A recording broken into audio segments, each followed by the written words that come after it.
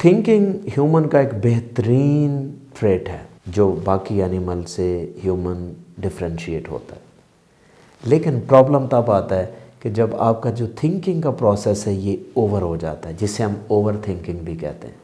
Over thinking का मतलब ये है कि लेमन लैंग्वेज में आपको बताऊं कि ओवर थिंकिंग का मतलब अगर आप किसी एक चीज़ के ऊपर, किसी एक आइडिया के ऊपर, किसी एक एक्ट के ऊपर या किसी बिहेवियर में over longer period of time आप सोचना शुरू कर देते हैं, जिसकी वजह से आप फर्दर कोई काम नहीं कर सकते, कोई डिसीजन नहीं कर सकते। इस एक्ट को, इस साइकोलॉजिकल एक्ट को हम ओवर थिंकिंग कहते हैं। अब इसकी जो रीजंस हैं वो जानना बहुत इंपॉर्टेंट है। देखिए, मैं इसकी दो इंपॉर्टेंट रीजंस बताता हूँ। एक बायोलॉजिकल रीजंस हैं और एक साइकोलॉजिकल रीजंस हैं। अच्छा, बायोलॉजिकल रीजंस में जो इंपॉर्टेंट रीज़न है वो जेनेटिक्स है।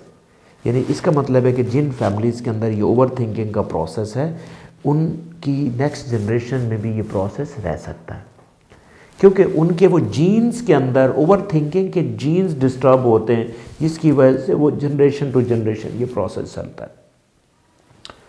जो दूसरा बायोलॉजिकल फैक्टर जिसमें बायोकेमिकल इम्बैलेंस हो जाता है, यानी कि ओवर थिंकिंग आप ज़्यादा करते हैं। ओवर थिंकिंग का मतलब एक एंग्जाइटी स्टेट ही है जिसमें सेरोटोनिन जैसे न्यूरोकेमिकल की कमी हो जाती है, जिसकी वजह से आप ओवर थिंकिंग में आ जाते हैं।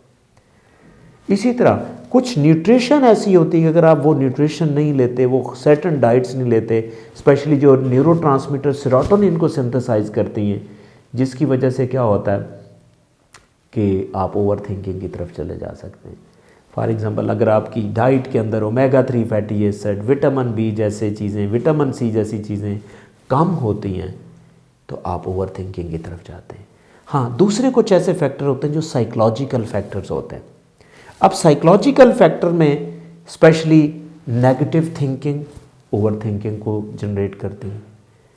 आपका जो डिसीजन मेकिंग का प्रोसेस है, कोई अननोन फियर है, यानी कि आपको कोई अननोन फियर है जो फ्यूचरिस्टिक स्ट्रेस है, उसकी वजह से आप ओवर थिंक करते हैं। तो ये साइकोलॉजिकल फैक्टर्स हैं, ये इसकी रीजंस हैं। लेकिन जब आप ओवर थिंक करते हैं तो इससे होता क्या है, कॉन्सिक्वेंसेस क्या आते हैं। देखें, ओवर थिंकिंग जो लोग करते हैं स्ट्रेस, एंग्जाइटी में इन्वॉल्व होते हैं। They have high level of stress, क्योंकि जब आप बार बार सोचते हैं तो आपका जो स्ट्रेस हार्मोन है जिसे हम कार्टिसोल कहते हैं वो इंक्रीज़ हो जाता है। जब वो इंक्रीज़ होता है तो आपके अंदर एक क्रॉनिक स्ट्रेस रहना शुरू हो जाती है, जिसकी वजह से आपका जो डिसीजन मेकिंग वाला जो ब्रेन का एरिया जिसे हम प्रीफ्रंटल कॉर्टेक्स कहते हैं वो भी काम नहीं करता। तो इससे क्या होगा कि आपका फोकस, अटेंशन, लर्निंग ये कम हो जाता है, और साथ साथ आपका जो डिसीजन मेकिंग का प्रोसेस है वो इम्पेयर हो जाता है। अक्सर आप देख लीजिएगा जो लोग ओवर थिंक करते हैं उनके अंदर डिसीजन मेकिंग पुअर हो जाती है। और इसी तरह तीसरा जो इम्पॉर्टेंट नेगेटिव इफेक्ट आता है ओवर थिंकिंग से, वो आपकी स्लीप डिस्टर्ब होती है। देखें, आप सोने के लिए गए, ओवर थिंकिंग शुरू हुई, रात के 2 बज गए, 3 बज गए, चाहे नींद नहीं आ रही। So this is again Leathern for your sleep. और स्लीप के लिए अगर आप स्लीप आपकी डिस्टर्ब होती है तो अगेन मेंटल हेल्थ इश्यूज और ज़्यादा होते हैं। तो ये ओवर थिंकिंग का जो प्रोसेस है एक विशियस साइकिल सा हो जाता है। देखें, अगर आप इसको मैनेज करना चाहते हैं, इसकी मैं 2 अप्रोचेस आपको बताता हूँ। वो 2 अप्रोचेस एट अ टाइम भी साथ साथ चलें तो ज़्यादा इंपॉर्टेंट है, लेकिन ये बेहतरीन डिसाइड एक मेंटल हेल्थ प्रोफेशनल कर सकता है कि मेडिकेशन और साइकोथेरेपी, यानी कि साइकोलॉजिकल इंटरवेंशन और मेडिसिन इकट्ठा देना है। आइदर सिर्फ मेडिसिन से काम हो जाएगा या फिर सिर्फ साइकोलॉजिकल इंटरवेंशन से होगा।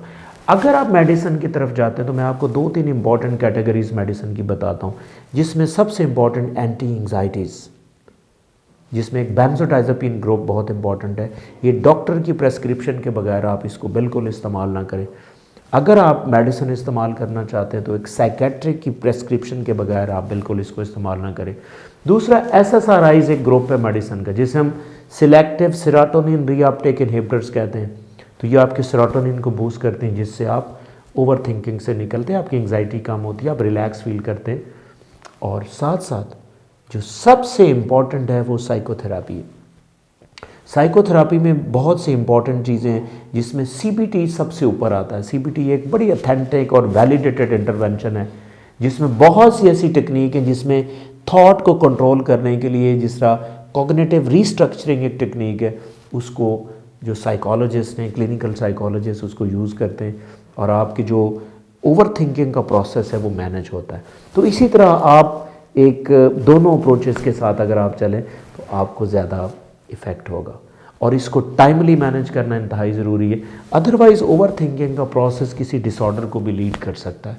डिपेंड कि आपके अंदर वो डिसऑर्डर है पहले से, वो एग्जैजरेट भी हो सकता है, लाइक जिस तरह ऑब्सेसिव कंपल्सिव डिसऑर्डर भी हो सकता है।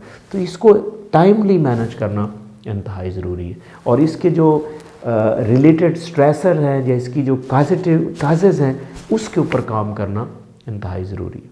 Thank you.